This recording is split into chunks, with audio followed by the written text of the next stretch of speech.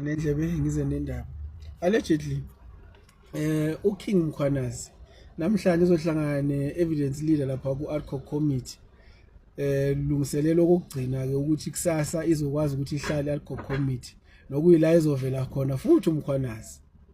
Ngiyathemba abalandeli be-EFF nabathandi baka Julius Malema sebeyabona ukuthi I was not attacking Julius but I was stating facts that I will still state even now.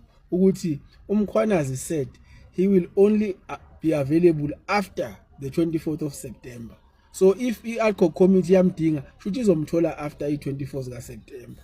But abantu be-EFF bacabanga ukuthi we are attacking Julius because uJulius what he said was unnecessary. uMkhwanazi wayibeka kahle indaba yakhe ukuthi ngizoba available after. Okwamanje I'm committed to the commission and he was straight. The commission wants me until the 24th. So I will be available after the akaze Mkhwanazi athi angeke eze ku-ADCOC committee, but uJulius with his big mouth he decided ukuthi he's gonna make noise. Nani you echoed what he said. Singama South Africans sonke there are things okumele nizicabangele nani ngafuna ucatshangelwa ipresident yenu. President yenu ithi uMkhwanazi created a mess. Nani you echo that yeah, he created the mess, but okusalayo what did you do? Ngizama ukuzenza special nenzeni anenzanga lutho. You waited namhlanje ingaki namhlanje njengoba ezoqala kusasa uMkhwanazi you had to wait. So lento nani zama ukuyenza nisibangela umsindo la masinitshela ukuthi hayi uMkhwanazi uzoza relax, hayi nina nisitshela ukuthi hayi you must come. Hey yekani ukuphapha, yekani ukusupport upresident wenu noma ebhedo. Why ebhedo upresident wenu lapha? Yes, I understand the commission is useless as far as implementing the recommendations. Yeah, I know ukuthi is useless. But that does not mean ukuthi njengoba appointwe upresident uma ngabe ukuthi uMkhwanazi is assigned to appear before the Madlanga commission then sekumele ayeke ngoba yona ayikho special, ayikho important. No, there's nothing like that. That thing is appointed, is official because it's appointed by the president.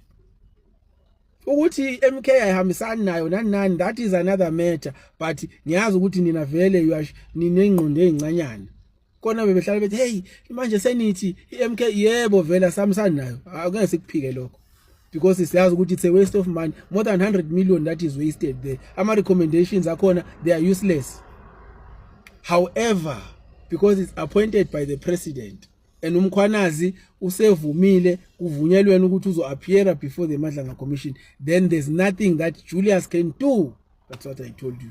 And then nangithuka nini decided ukuthi ningithuke, yeah, ningibona ukuthi ngiyazonda kanti angizonda, I'm stating facts.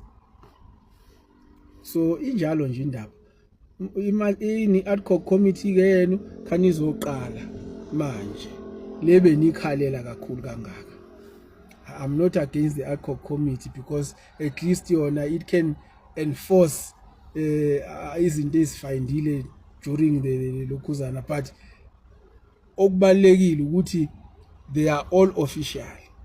If you understand ukuthi ngishini mangithi official, zonke is official. Ayikho zothi ngoba le ama findings akhona or ama recommendations are not binding ebese uthi zothi hayi uMkhwanazi is not supposed to go there. Kusho ipresident yena nani nayivumela.